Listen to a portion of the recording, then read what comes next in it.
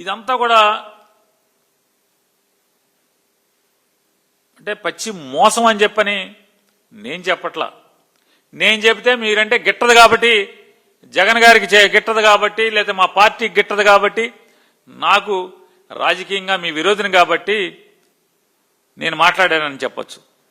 కానీ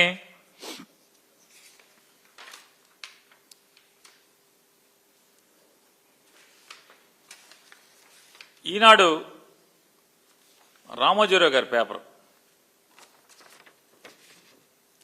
రాబడి సాధించటమే అసలు సవాల్. ఏమంటారు ఈనాడులో? రాష్ట్ర ప్రభుత్వం 3,32,205.34 కోట్ల మేర బడ్జెట్ను సమర్పించి అందులో 2,34,140.14 కోట్ల రెవెన్యూ రాబడి ద్వారా సాధిస్తామని పేర్కొంది. ప్రస్తుత పరిస్థితులు చూస్తుంటే ఆ స్థాయి రాబడి సాధించడమే అసలు సవాల్. సార్ వినండి చంద్రబాబు నాయుడు గారు, 2025-26 ఆర్థిక సంవత్సరంలో 2,17,976.53 కోట్ల రెవెన్యూ రాబడి అంచనా వేసి 1,66,903 కోట్లకు పరిమితం చేశారు. జనవరి నెలాఖరు వరకు ఉన్న లెక్కల ప్రకారం 1,40,000 కోట్ల రెవెన్యూ రాబడి అని ప్రభుత్వమే పేర్కొంది. అంటే ఏంటి? మీ ఈనాడు పేపరే మీ గురించి ఈ రకమైన రాతలు రాసే పరిస్థితి ఉంటే మీ ప్రభుత్వం గురించి, అంటే మీరు చెప్పేటువంటి అన్ని లెక్కలు కూడా కాకి లెక్కలు, అబద్ధపు లెక్కలు, మైక్లో మాట్లాడేది. మీరు అసెంబ్లీలో కాగితం మీద సమర్పించేది ఒకటి, మీరు సమర్పించిన దాన్ని ఈనాడు రాతపూర్వకంగా రాసింది. మరి ఈ రాతపూర్వకంగా రాసిన దాంట్లో రాబడి లేదు, ఆదాయం పడిపోయినాయి, రెవెన్యూ రాబడి లేకపోగా లోటు పెరిగిపోతుంది. అంటే 2,34,140 కోట్ల రూపాయలు మేము ఆర్థిక రాబడి మేము సాధిస్తామని చెప్పి మీరు కోతలకు వచ్చి ఇవాళ అది మీకు 1,40,000 కోట్లకు పడిపోయిందంటే, అంటే 2,10,000 సవరించిన ప్రకారం ఏంటి, రేపు మార్చి 31 వరకు 2,17,000 కోట్లు అని చెప్తున్నారు. ఎంత అంచనా వేశారు?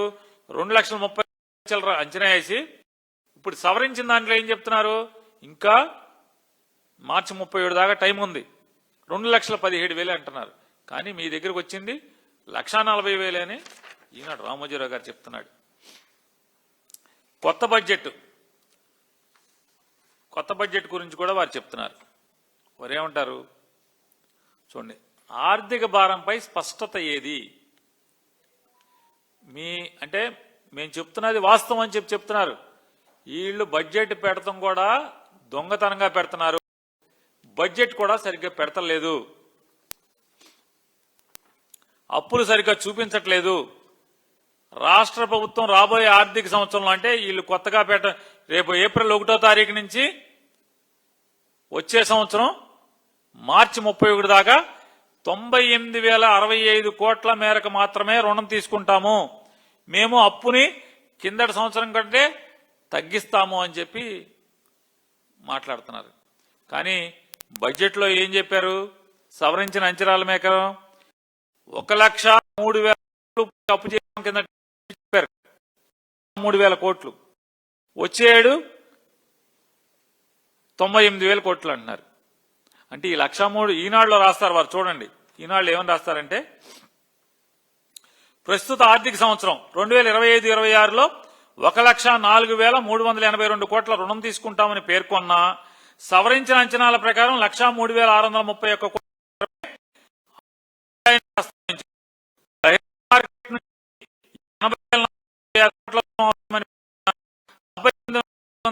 కోట్లు మాత్రమే తీసుకున్నట్టు ప్రభుత్వం తెలిపింది.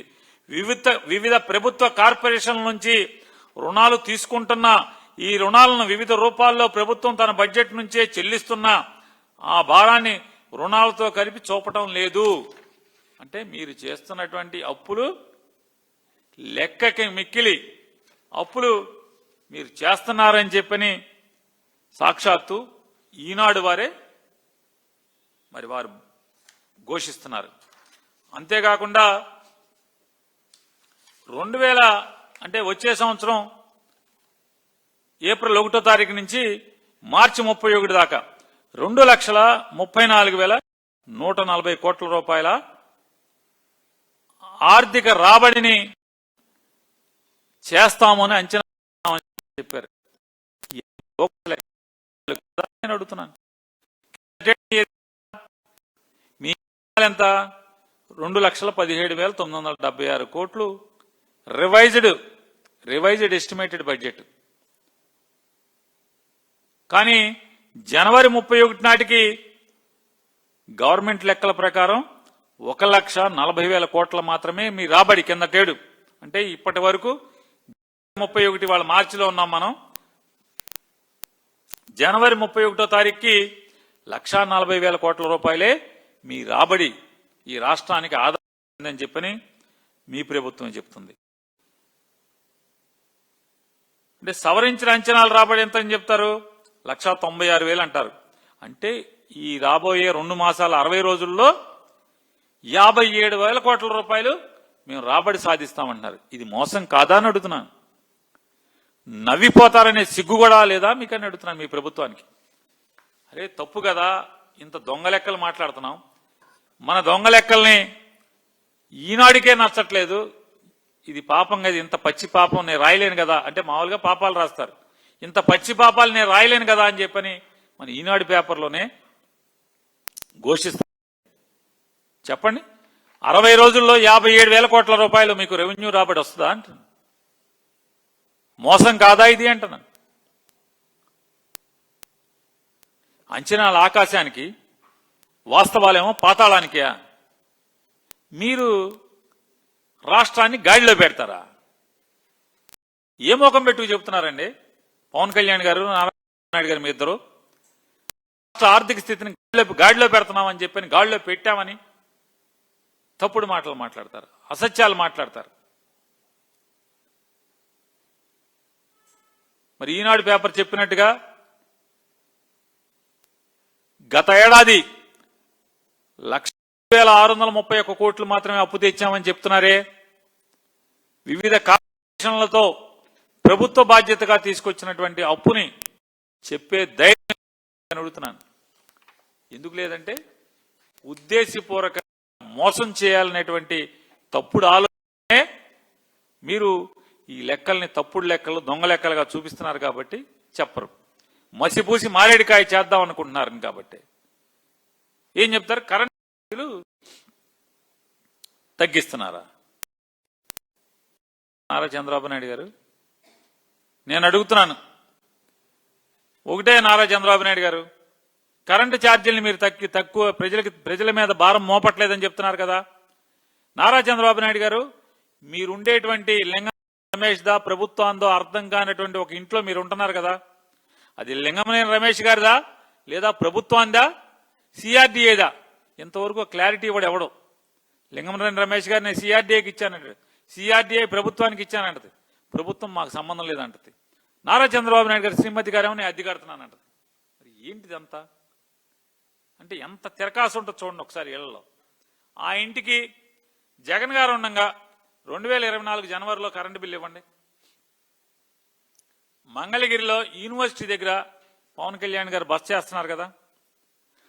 లింగంలేని రమేష్ గారి దగ్గర కొనుక్కున్నట్టున్నారు కదా ఆఫీస్ కట్టుకున్నారు, దాంట్లోనే ఇప్పుడు ఇల్లు కూడా కట్టుకున్నారు కదా. జగన్మోహన్ రెడ్డి గారు ఉండగా 2024 జనవరిలో కరెంటు బిల్లు ఇవ్వండి. ఈ జనవరిలో 2026 జనవరిలో కరెంటు బిల్లు, మీరు 2 కరెంటు బిల్లు ఆన్లైన్లో పెట్టండి, మీడియాకి రిలీజ్ చేయండి.